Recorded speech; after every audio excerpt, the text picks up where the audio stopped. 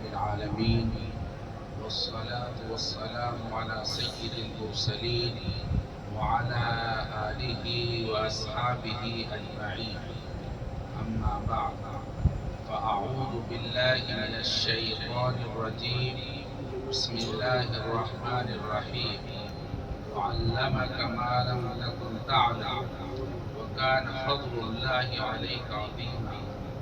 وقد قال رسول الله صلى الله عليه وسلم: اللهم إني أسألك علما نافعا.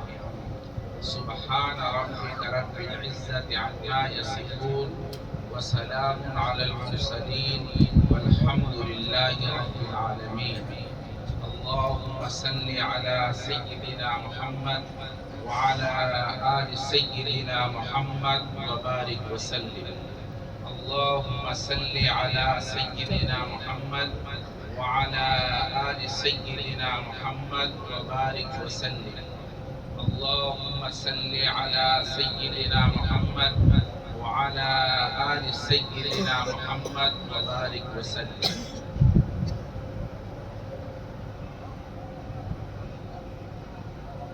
مخدوم گرامی مرتبت حضرت اقدس مولانا محمد شاہد صاحب، حاضرین گرامی قدر اور عزیز طلبہ، بے تکلف اور صحیح بات یہ ہے کہ آج سے چند دن پہلے میں نے جلسے میں حاضری کے لیے وعدہ کیا، مگر کل سے میری طبیعت خراب ہو گئی، نزلہ بہت ہے اور طبیعت اندر سے مضطرب ہے، اس لیے میں نے آج معذرت کی تھی، لیکن عزیزم مفتی محمد نجس صلی اللہ علیہ وسلم نے معذرت قبول نہیں کی اور یہ کہا آپ کو حاضر ہونا ہے. اس لیے میں یہ سوچ کر حاضر ہو گیا کہ میں علماء کی مجلس میں جا رہا ہوں، طلباء عزیز کی مجلس میں جا رہا ہوں، ہو سکتا ہے اللہ تعالیٰ کسی کی برکت سے صحت عطا فرما دے، اس لیے میں حاضر ہو گیا. الغرض عزیز طلباء، آپ نے اب تک بہت ساری باتیں سنی ہیں اور یہاں کے خوشگوار ماحول کو اپنی آنکھوں سے دیکھا ہے. عزیز طلباء کی زبانی اس ماحول کو آپ نے سنا ہے. میں اسی ماحول کے حوالے سے تھوڑی سی بات عرض کروں گا اور اپنی بات ختم کروں گا. ہر انسان اپنی مقبولیت چاہتا ہے، ہر آدمی یہ چاہتا ہے کہ میں اپنے بڑوں کے سامنے مقبول ہو جاؤں، میں اس سے آگے بڑھ کر کرتا ہوں. ہر انسان کی خواہش ہوتی ہے کہ میرا مالک مجھ سے راضی ہو جائے، میں اپنے مالک اللہ تعالیٰ کے نزدیک مقبول بن جاؤں، یہ خواہش ہوتی ہے. لیکن عزیز بچوں اور دوستوں، آپ غور سے سنیں، دیکھو ایک قابلیت ہوتی ہے، ایک مقبولیت ہوتی ہے. قابلیت نام ہے صلاحیت کا ہونا، اپنے اندر صفات کا پیدا کرنا، یہ قابل ہونے کا مطلب ہے. اور مقبولیت الگ چیز ہے. مقبولیت کا مطلب یہ ہے وہ اللہ تعالیٰ کا محبوب بن جائے، اللہ تعالیٰ اس بندے کو پسند کر لیں، یہ مقبولیت کا مطلب ہے. اب قابلیت اللہ تعالیٰ کسی آدمی کو کسی بھی چیز کے اندر قابل بنا دیتا ہے، اس کو اس میں ماہر بنا دیتا ہے. ایک بندہ علم میں محنت کرتا ہے اور محنت کرنے کے نتیجے کے اندر علم کے اندر وہ کمال حاصل کرتا ہے اور بے پناہ اپنے اندر قابلیت پیدا کر دیتا ہے. مگر قابلیت مقبولیت کی ضمانت ہرگز نہیں ہے. آپ غور سے سنیں، قابلیت مقبولیت کی ضمانت ہرگز نہیں ہے. ایک بندہ محنت کر کے خوب علمی قابلیت پیدا کر سکتا ہے، اور اگر آپ غور کریں گے تو آپ کو یہ نظر آئے گا علم کی بنیاد پر، علمی قابلیت کی بنیاد پر اللہ کی بارگاہ میں اس کی مقبولیت ہو جائے کوئی ضروری نہیں ہے. آپ غور کریں، اللہ تعالیٰ نے ابلیس کو بے پناہ قابلیت عطا فرمائی ہے۔ قرآن کریم کے اندر ابلیس کی بات نقل کی ہے۔ ابلیس سے جب اللہ تعالیٰ نے آدم کو سجدے کرنے کے لیے کہا ہے تو ابلیس نے اپنی قابلیت کی بنیاد پر جو استدلال کیا ہے وہ قرآن میں موجود ہے۔ استدلال ابلیس کی قابلیت کو بتاتا ہے، وہ کس قدر قابل ہے۔ اس نے انتہائی گہرائی میں جا کر اپنی فطرت میں غور کیا اور غور کرنے کے بعد یہ کہا میری فطرت نیچے کو جھکنا نہیں ہے، مٹی کی فطرت ہے نیچے کو جھکنا، میں جھک نہیں سکتا۔ میں کہنا یہ چاہتا ہوں کہ ابلیس کو اللہ تعالیٰ نے بے پناہ قابلیت عطا فرمائی ہے، یعنی علم عطا فرمایا ہے۔ علم کی بنیاد پر اللہ کے یہاں مقبول ہو جائے ایسا کوئی ضروری نہیں ہے۔ نمبر 2، علم کے بعد عمل ہے۔ عمل کی بنیاد پر بھی اللہ کی بارگاہ میں مقبول ہو جائے ایسا کوئی ضروری نہیں ہے۔ میں سرسری طور پر آپ کو عنوان بھی دے رہا ہوں اور آپ کو بتا رہا ہوں۔ عمل کی بنیاد پر اللہ کی بارگاہ میں مقبول ہو جائے کوئی ضروری نہیں ہے۔ عمل کے بعد عبادت کی بنیاد پر اللہ کی بارگاہ میں مقبول ہو جائے کوئی ضروری نہیں ہے۔ تاریخ بتاتی ہے ابلیس نے اللہ تعالیٰ کی بے پناہ عبادت کی ہے، اتنی عبادت کی ہے، اتنی عبادت کی ہے کہ اس کی بنیاد پر شیطان کو یہ ظلم پیدا ہوا تھا کہ اگر اللہ تبارک و تعالی دنیا کے اندر خلافت عطا کریں گے تو ہم اس کے قابل ہیں۔ عبادت اتنی کی ہے مگر وہ اللہ کی بارگاہ میں مردود ہو گیا، اللہ تعالیٰ نے اس کو وہاں سے بھگا دیا۔ عبادت کی بنیاد پر قابلیت مل جائے کوئی ضروری نہیں ہے۔ اسی طرح سے معرفت کی بنیاد پر ایک بندہ عالم بھی ہے، عامل بھی ہے اور عابد بھی ہے۔ عابد کے ساتھ ساتھ اللہ کی ذات اور صفات کی معرفت رکھتا ہے، اس کی بنیاد پر بھی اللہ کی بارگاہ میں مقبول ہو جائے کوئی ضروری نہیں ہے۔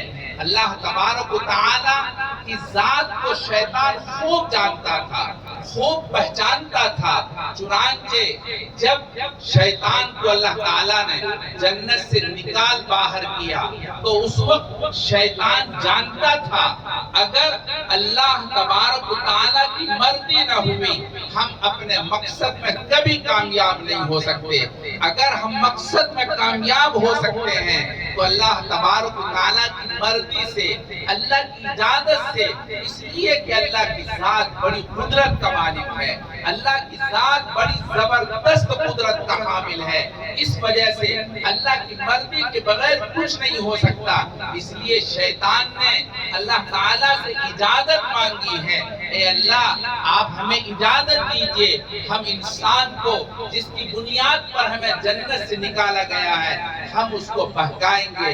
اللہ تعالیٰ نے شیطان کو اجازت دی ہے، وہ تفصیل میں جانا نہیں چاہتا، میں عرض یہ کرنا چاہتا ہوں شیطان کو اللہ تعالیٰ نے معرفت بھی عطا فرمائی ہے مگر اللہ کی بارگاہ میں شیطان مقبول نہ ہوا۔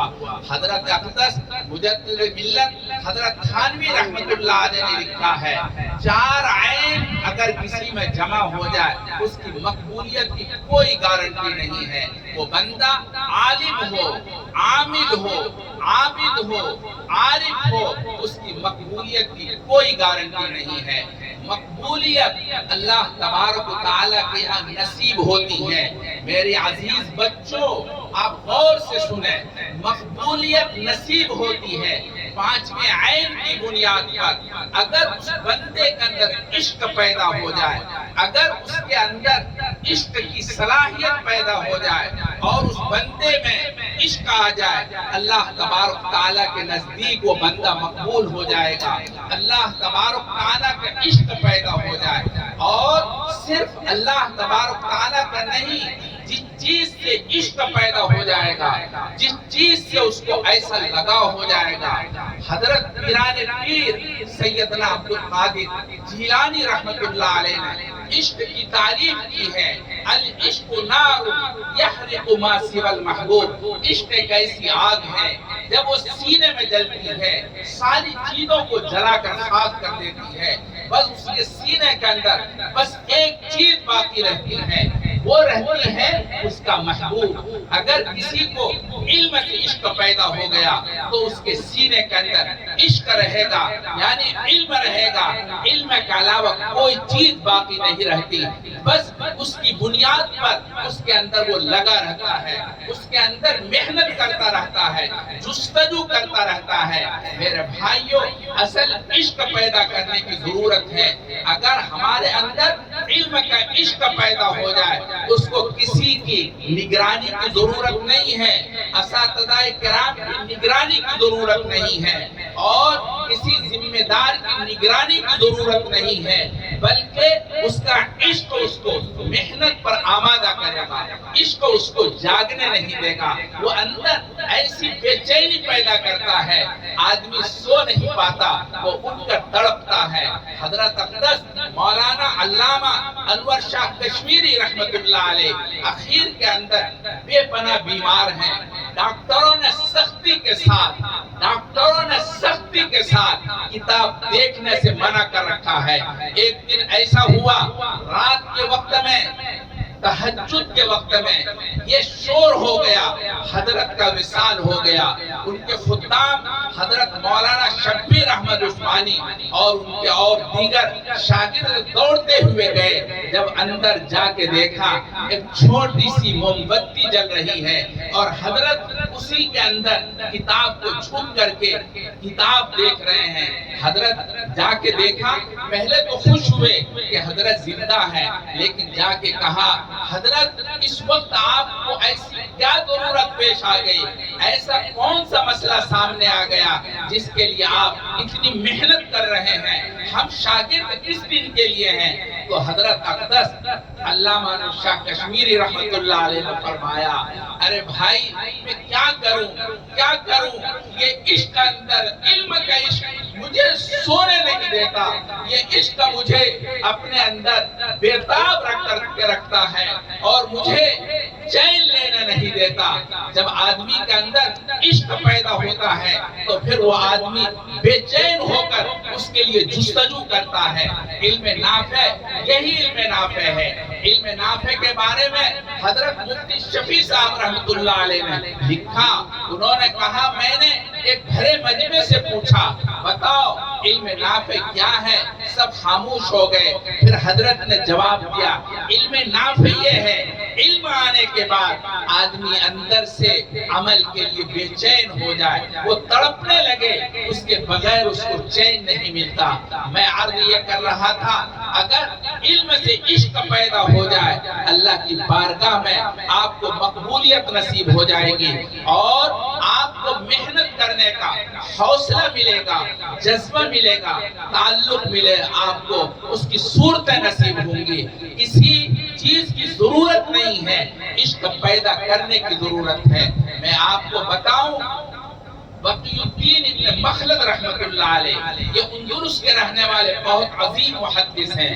بقی الدین ابن مخلد وہ حدیث رسول کا عاشق ہے، وہ سوچتا تھا، گھومتا تھا، کہاں عالم حدیث ہے، کہاں امام ہے حدیث کے، تاکہ میں ان سے مل کر کے حدیث حاصل کروں۔ اس زمانے کے اندر کتابوں میں یکجائیت کی صورت نہیں تھی، ایسے کتب خانہ نہیں تھے۔ آج الحمدللہ یہ ادارہ آپ کے سامنے ہے، اور آپ کو اور خاص طور پر ان عزیز طلبہ کو ہمت افزائی کے طور پر علم کا سرمایہ دے رہا ہے۔ آپ کو اس ادارے کا زندگی بھر شکر گزار ہونا چاہیے، اور عزیز طلبہ کو اس خوشگوار ماحول سے بھرپور لطف اندوز ہونا چاہیے۔ میں عرض کر رہا تھا اس زمانے کے اندر علم کی ایسی صورتیں نہیں تھی، علمی اسباب مہیا نہیں تھے۔ بقی الدین ابن مخلد اندلس سے معلوم ان کو ہوتا ہے بغداد کے اندر ایک امام حدیث ہے، مجھے وہاں چل کر کے حدیث حاصل کرنا چاہیے۔ عاشق کسی بھی چیز کا ایسے ہی دیوانہ ہوتا ہے، مجنون ہوتا ہے۔ بقی الدین ابن مخلد اندلس سے چلتا ہے، راستے کے اندر سمندری سفر ہے۔ سمندری سفر اس زمانے کے اندر ایسے نہیں تھے جیسے آج کل کے سفر ہوتے ہیں۔ سمندری سفر کے اندر بادبانی کشتی چلا کرتی تھی۔ بادبانی کشتی کی صورت یہ ہوتی، جب ہوا موافق ہوتی کشتی آگے کو چلتی رہتی، جب ہوا مخالف سمت میں چل پڑتی کشتی لنگر انداز ہو جاتی، اور اس کے لیے کتنے دن درکار ہوں گے کسی کو کچھ پتہ نہیں رہتا تھا۔ 5 دن کے سفر کبھی مہینوں کا سفر ہو جاتا، کبھی سالوں کا سفر ہو جاتا۔ بقی الدین ابن مخلد کہتے ہیں میں سمندری سفر پر سوار ہو گیا اور میں طے کرنے لگا، صورتحال ایسی بنتی چلی گئی کہ جو میرے پاس زیادہ راہ تھا وہ سمندری سفر کے اندر پورا ختم ہو گیا۔ کشا کشا میں سمندر سے پار اترا۔ بغداد جانے کے لیے سمندر کے بعد پھر مجھے میلوں سفر کرنا تھا۔ میں نے سفر کیا، بغداد سے پہلے بھوکا پیاسا ایک درخت کے نیچے تھوڑی دیر کے لیے بیٹھا، میری آنکھ لگ گئی، میں سو گیا۔ پھر بغداد میں داخل ہوا، بغداد میں ایک سرائے مسافر خانے کے اندر جا کے قیام کیا، اور قیام کرنے کے بعد جب میں بیدار ہوا میں نے سرائے کے ذمہ دار سے پوچھا یہ بتاؤ بغداد کے اندر ایک امام حدیث ہے، میں نے ان کا نام سنا ہے، میں ان سے استفادے کے لیے آیا ہوں، وہ امام احمد ابن حنبل رحمت اللہ علیہ ہیں، یہ بتاؤ ان سے کیسے ملاقات ہوگی، کہاں ملاقات ہوگی؟ جیسے ان کی زبان سے امام احمد ابن حنبل رحمت اللہ علیہ کا نام آیا، فوراً منہ پر انگلی رکھی اور کہا خاموش ہو جاؤ، بالکل خاموش ہو جاؤ، ان کے بارے میں بات مت کرو۔ بقی الدین حیران ہو جاتے ہیں کہ میرا سرمایہ گم ہو گیا، میں جس مقصد کے لیے یہاں تک پہنچا ہوں ایسا لگ رہا ہے میں اس میں کامیابی حاصل نہیں کر پاؤں گا۔ پھر بقی الدین پوچھتے ہیں یہ بتاؤ یہاں کوئی اور محدث ہے جن سے میں حدیث حاصل کر سکوں؟ بتایا یحییٰ ابن معین رحمت اللہ علیہ ہیں۔ چنانچہ کہتے ہیں میں نے پوچھا ان کا درس کہاں ہوتا ہے؟ لوگوں نے بتایا میں ان کے درس میں شریک ہوا، طلبہ بڑی تعداد میں موجود تھے۔ درس کے ختم ہونے کے بعد سوالات کا سلسلہ شروع ہوا، میں نے کھڑے ہو کر ایک سوال کیا، پھر دوسرا سوال کرنا چاہا تو فوراً لوگوں نے مجھے روک دیا کہ دوسرا سوال آپ نہیں کر سکتے، دوسرے سوال کی اجازت نہیں ہے، ہمارے شیخ کے پاس اتنا وقت نہیں ہے، حاضرین کو صرف ایک سوال کرنے کی اجازت ہے۔ بقی الدین نے کہا کہ میں بہت دور سے آیا ہوں، مجھے پتہ نہیں تھا آپ کے یہاں درس کی جو صورت ہے میں اس سے واقف نہیں ہوں، اصل مجھے دوسرا سوال کرنا تھا۔ پہلا سوال تو یوں ہی تھا اگر آپ مجھے اجازت دے دیں بہت مہربانی ہوگی۔ الغرض ان کو اجازت ملی، شیخ یحییٰ ابن معین نے اجازت دی، چنانچہ انہوں نے دوسرا جو سوال کیا وہ سوال یہی کیا آپ بتائیں امام احمد ابن حنبل رحمت اللہ علیہ کے سلسلے میں آپ کی کیا رائے ہے، اور امام احمد ابن حنبل رحمت اللہ علیہ کہاں ہیں اور ان سے کیسے ہماری ملاقات ہوگی؟ یہ سننا تھا۔ خود یحییٰ ابن معین نے سر نیچے کر لیا، تھوڑی دیر کے بعد سر اٹھایا، آنکھوں میں آنسو آ گئے اور فرمایا وہ امام حدیث ہیں، اللہ تعالیٰ نے ان کو حدیث کے اندر امامت کا درجہ حاصل کیا، درجہ دیا ہے، اللہ تعالیٰ نے ان کو حدیث میں بڑی مہارت عطا فرمائی ہے۔ بقی الدین وہاں سے روانہ ہوتے ہیں، سرائے میں پہنچتے ہیں، ان کے ذہن و دماغ کے اندر صرف اور صرف امام احمد بن حنبل کا پورا نقشہ گھوم رہا ہے کہ مجھے ان سے ملنا ہے۔ ایک آدمی سے ملاقات کر کے کہا آپ یہ بتاؤ امام احمد بن حنبل کہاں رہتے ہیں اور ان سے ملاقات کی کیا سبیل ہو سکتی ہے؟ اس صاحب نے کہا دیکھو ملاقات کی بات تو مت کیجئے، ملاقات تو نہیں ہو پائے گی، اور اگر کوئی شخص ملاقات کے لیے ان کے پاس لے کر گیا تو ان کو بھی جیل کر دیا جائے گا۔ حکومت وقت نے ان کو نظر بند کر رکھا ہے، ان کے گھر کے اندر ان کو بند کر رکھا ہے، کوئی اس سے مل نہیں سکتا۔ امام احمد بن حنبل رحمۃ اللہ علیہ کے بارے میں بقی الدین نے کہا کہ آپ مجھے آگے آگے چلو اور جہاں ان کا گھر آئے مجھے صرف بتا دینا، رک کر کے، کسی اشارے کی ضرورت نہیں ہے، بس اتنا آپ کے لیے کافی ہوگا۔ چنانچہ اس صاحب نے یہ کرم کیا اور بتا دیا۔ اب بقی الدین نے اپنا پورا دماغ لگایا کہ میں اپنے امام سے کیسے حدیث حاصل کر سکتا ہوں۔ چنانچہ عزیز طلبہ، ایک عاشق حدیث کیسے تڑپتا ہے اور کیسے علم کے لیے جستجو کرتا ہے اور کیسے وہ علم کے مرحلے تک اور منزل تک پہنچتا ہے۔ بقی الدین ابن مخلد پوری رات سوچتا ہے کہ میں اپنے امام سے کیسے حدیث حاصل کر سکتا ہوں۔ ان کے ذہن و دماغ میں عجیب شکل آئی ہے۔ وہ سوچتے ہیں کہ جب دوپہر کا وقت ہوتا ہے بغداد میں سناٹا چھا جاتا ہے، سب لوگ سو جاتے ہیں، میں ایسا کروں گا کہ پورا دن صبح سے لے کر شام تک بغداد کی گلیوں کا چکر لگاؤں گا اور بھیک مانگوں گا، اور جب دوپہر کا وقت آئے گا بھکاری بن کر امام احمد بن حنبل کے گھر جاؤں گا اور ان سے درخواست کروں گا۔ چنانچہ بقی الدین ابن مخلد فجر کی نماز کے بعد بغداد کی گلیوں میں گھومتا ہے، اپنے ہاتھ میں کاسے گدائی لیے ہوئے دروازوں پر جاتا ہے۔ اس زمانے کے اندر بھکاری کے ایک انداز ہوتا تھا، لکھا ہے ابن منذر رحمت اللہ علیہ نے کہ وہ یہ کہتا تھا اجرکم علی اللہ، اجرکم علی اللہ۔ ہر دروازے پر جا کر دستک دیتا، ایک آواز لگاتا اجرکم علی اللہ، تمہارے اوپر اللہ تعالی ہی ثواب دیں گے، تمہارا اجر اللہ کے اوپر ہے۔ کہتے ہیں میں پورے بغداد میں صبح سے شام تک اس طرح گشت کرتا تھا، بھیک مانگتا تھا، بھکاری بن کر گھومتا تھا۔ جب دوپہر کا وقت ہوتا، جب سناٹا چھا جاتا، میں پہلی مرتبہ امام احمد بن حنبل کے دروازے پر پہنچا اور اس انداز سے میں نے اجرکم علی اللہ کہا۔ میری آواز کے اندر درد تھا، میری آواز کے اندر سوز تھی۔ امام احمد بن حنبل دوڑ کر کے دروازے پر آ گئے اور میری طرف پیسے کے ذریعے سے بھیک دینے کی کوشش کی۔ ہاتھ بڑھایا، میں نے بھیک کا کٹورا سمیٹ لیا، کاسے گدائی کو سمیٹ کر کہا کہ امام میں پیسوں کا بھکاری نہیں ہوں، میں حدیث کا بھکاری ہوں، میں اندلس سے آیا ہوں اور صرف اس لیے آیا ہوں آپ مجھے چند حدیث بتا دیں، اس لیے میں یہاں تک پہنچا ہوں۔ امام احمد بن حنبل رحمت اللہ علیہ نے کہا اگر حکومت کو معلوم ہو گیا تمہیں بھی گرفتار کر لیں گے اور میرے اوپر بھی سختی ہو جائے گی۔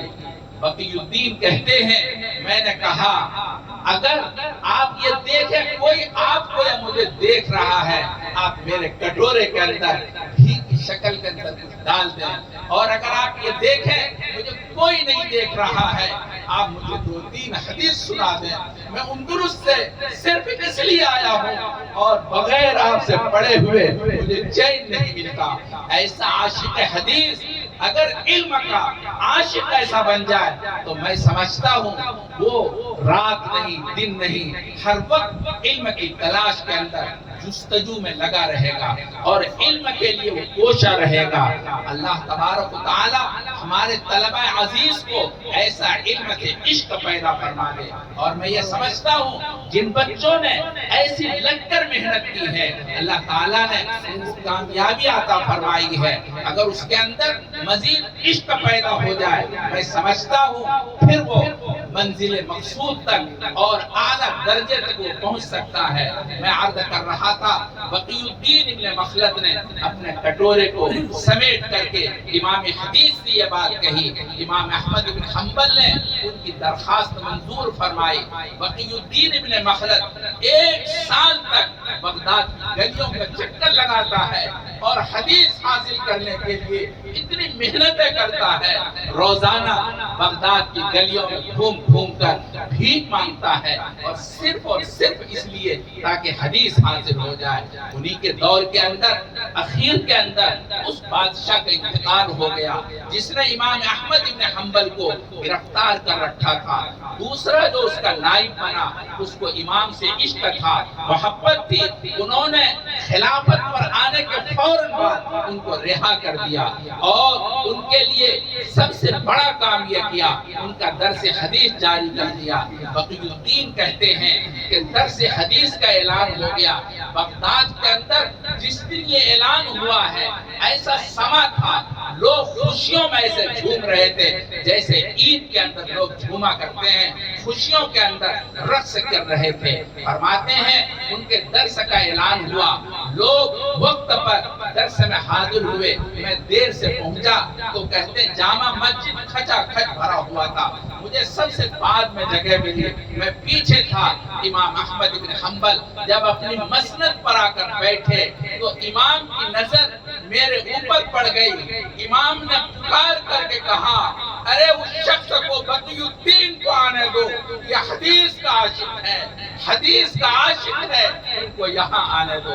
میرے عزیز بچوں، علم سے عشق پیدا کرنے کی ضرورت ہے۔ میرے عزیز بچوں، ہمارے اکابر رحمہ اللہ نے جس ادارے کے اندر آپ موجود ہیں اور اس ادارے کی نسبت جس شخصیت کی طرف ہے، آپ کو پتا ہے ان کو کتنا عشق تھا علم سے، اور کیسا تعلق تھا عشق سے، اور کیسا تعلق تھا اساتذہ کرام سے۔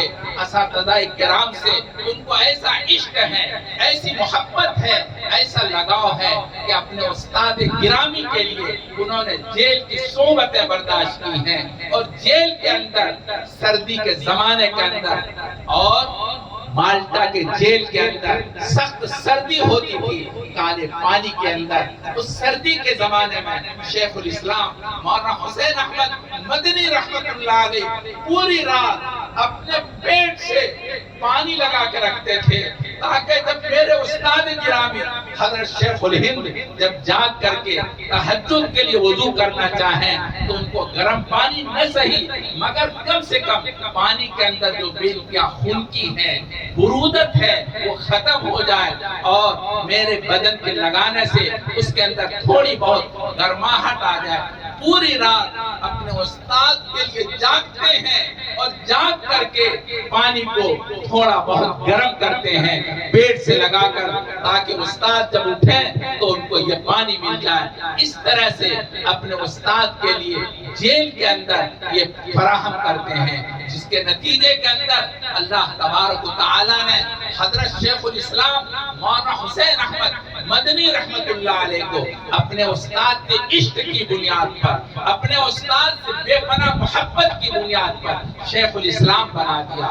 حضرت شیخ الاسلام رحمت اللہ علیہ کے ساتھیوں میں بڑے بڑے ساتھی ہیں، اور خود شیخ الاسلام فرمایا کرتے تھے میرے ساتھیوں میں احمد حسن امروہوی رحمت اللہ علیہ بڑے جید قسم کے طالب علم تھے، بے انتہا اللہ تعالیٰ ان کو ذہانت عطا فرمائی تھی، لیکن آج ان کو کوئی نہیں جانتا۔ مولانا احمد حسن کو کوئی نہیں جانتا۔ شیخ الاسلام سے آج پوری دنیا کے اندر ایسی فضا بنی ہے، ایسا علم کا فیضان ہوا ہے، پوری دنیا کی بات میں کر رہا ہوں۔ آج شیخ الاسلام رحمت اللہ علیہ کا علمی فیض پوری دنیا کے اندر پہنچ رہا ہے، اور پوری دنیا کے اندر علمی فیضان یہی وہ شیخ ہیں جنہوں نے علم سے عشق کی بنیاد پر، حدیث سے عشق کی بنیاد پر 18 سال کے اندر مدینہ منورہ میں فاقے کے ساتھ اللہ کے رسول کی حدیث کا درس دیا ہے۔ میرے عزیز بچوں، میں کہنا یہ چاہتا ہوں، آپ جستجو محنت کے لیے اپنے اندر علم کا شوق پیدا کریں، علم میں عشق پیدا کریں۔ اگر آپ کو اللہ تعالیٰ نے عشق کی دولت سے مالا مال فرمایا تو آپ کو یہ کہنے کی ضرورت نہیں ہے کہ آپ پڑھیں، آپ یہ کام کریں۔ کسی استاد کی نگرانی کی ضرورت نہیں ہے، ذمہ دار کی نگرانی کی ضرورت نہیں ہے۔ اور میں آپ کو بتاؤں، عشق کا کیا حال ہوتا ہے۔ میں نے ابھی بتایا پیران پیر نے عشق کی تعریف یہ کی ہے، العشق نار یحرق ما سوى المحبوب۔ عشق جب سینے میں پیدا ہوتا ہے، عشق ایک ایسی آگ ہے جب وہ جلتی ہے سب چیزوں کو خاک کر دیتی ہے، بس ایک محبوب رہتا ہے۔ اگر علم سے عشق ہے، علم اس کا محبوب ہے، وہ باقی رہے گا، سب ختم ہو جائے۔ میں نے دارالعلوم دیوبند کے اندر اپنے طالب علمی کے زمانے میں ایک لڑکے کو دیکھا، ایک طالب علم کو دیکھا ہے، یہ سچا واقعہ ہے۔ ایک طالب علم کو دیکھا، نام بھی بتا دو، فضل الرحمان نام تھا۔ وہ اللہ کا بندہ کبھی سوتا نہیں تھا، کوئی دن ایسا نہیں ہوتا تھا جس پر وہ بستر پر سوتا ہوتا۔ ان کا حال یہ تھا، ان کے سامنے کتاب ہوتی تھی، ایک چھوٹی سی ٹپائی تھی، وہ کتاب پڑھتا رہتا تھا، جب نیند آتی کتاب سر پر رکھ کر سو جاتا۔ دارالعلوم میں اول سے اس نے پڑھا، اول سے لے کر دور حدیث تک تمام درجوں میں پہلی پوزیشن سے وہ طالب علم کامیاب ہوا۔ دارالعلوم دیوبند نے جو عام طلبہ کو ایک سند جاری کرتا ہے، دارالعلوم دیوبند نے اس کو خصوصی تحریر دی ہے کہ یہ طالب علم وہ ہے جو پورے دارالعلوم کے اندر امتیازی مقام کا حامل ہے۔ وہ لڑکا کبھی سوتا نہیں تھا۔ ہم ان سے پوچھتے کہ تو کیوں اتنا پڑھتا ہے؟ وہ کہتے تھے اس کے بغیر مجھے چین نہیں ملتا۔